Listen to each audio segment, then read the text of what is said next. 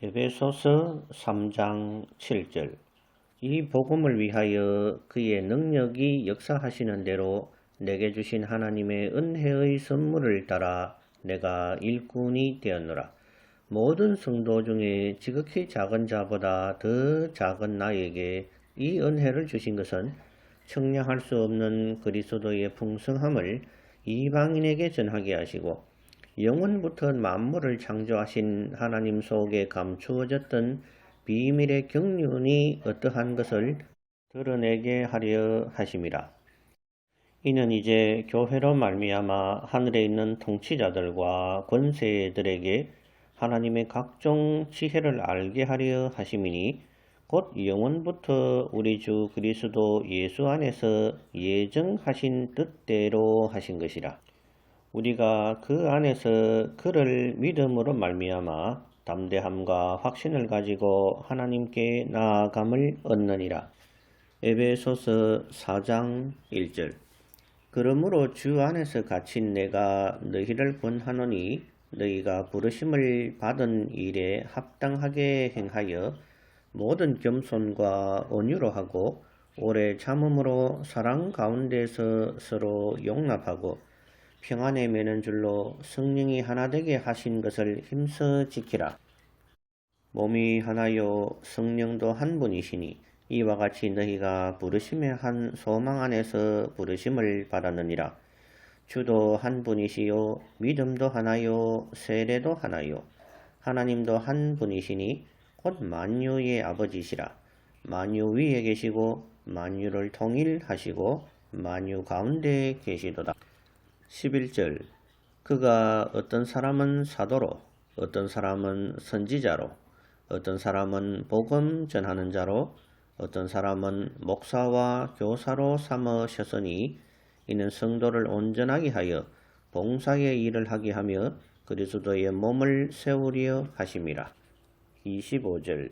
그런즉 거짓을 버리고 각각 그 이웃과 더불어 참된 것을 말하라. 이는 우리가 서로 지체가 됨이라. 분을 내어도 죄를 짓지 말며 해가 지도록 분을 품지 말고 마귀에게 틈을 주지 말라. 도둑질하는 자는 다시 도둑질하지 말고 돌이켜 가난한 자에게 구제할 수 있도록 자기 손으로 수고하여 선한 일을 하라. 무릇 더러운 말은 너희 입 밖에도 내지 말고 오직 덕을 세우는데 소용되는 대로 선한 말을 하여 듣는 자들에게 은혜를 끼치게 하라. 하나님의 성령을 근심하게 하지 말라. 그 안에서 너희가 구원의 날까지 인치심을 받았느니라. 11절에 나오는 사도는 12사도와 바울 사도밖에 없습니다. 또 선지자도 예수님 이후 아가보 선지자나 80여 년을 과부로 지낸 안나 외에는 이제는 보이지 않습니다.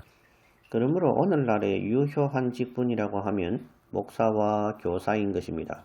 이들의 주 임무는 하나님의 말씀을 가르치고 전하는 일입니다. 그런데 기록된 대로 전하는 것이 중요합니다. 목사나 교사가 자꾸 자기 생각을 보태지 말고 성경에 기록된 대로 하나님의 말씀을 전하는 것이 사명인 것입니다. 하나님은 하나님의 말씀이 왜곡 없이 그대로 전달되기를 바라십니다. 그런데 사람이 자꾸 자기의 생각을 섞어서 하나님의 말씀을 희석하는 것을 볼 수 있습니다. 하나님은 에스겔 선지자에게 사람들이 듣든지 아니 듣든지 너는 나의 말을 전하라고 하는 장면이 나옵니다. 그런데 오늘날 목사나 교사들이 사람들의 귀에 듣기 좋은 소리만을 골라 전하는 것을 봅니다. 하나님의 말씀도 절대로 편식을 해서는 안 됩니다. 단소리든지 쓴소리든지 모두 전하는 것이 목사나 교사의 의무요 사명인 것입니다. 29절에 더러운 말을 입 밖에 내지도 말라고 가르치고 있는데 오늘날 믿는 집안의 아이들의 말을 들어봐도 세상 아이들과의 말과 전혀 다르지 않습니다. 온갖 욕설이 매우 자연스럽게 그 말 속에 녹아 있는 것을 알 수 있습니다. 가정에서 자녀들의 말 속에 욕이 있다면 철저히 단속하시고 교정하셔야 할 것입니다. 성경은 악은 모든 모양이라도 버리라고 가르칩니다. 말 정도야 할지 모르지만 말이 자라서 악행을 낳는 법입니다. 미워하는 마음이 자라면 살인을 낳는 법입니다. 음욕의 마음을 키우면 곧 음행을 하게 되는 것입니다. 말이나 마음부터 또 생각부터 단속하고 가르쳐야 그 자녀가 자라서 장사의 수중에 화살이 될 것입니다. 그렇지 않고 방임한다면 자녀가 당신에게 재앙으로 돌아올 수가 있는 것임을 깨달아야 할 것입니다.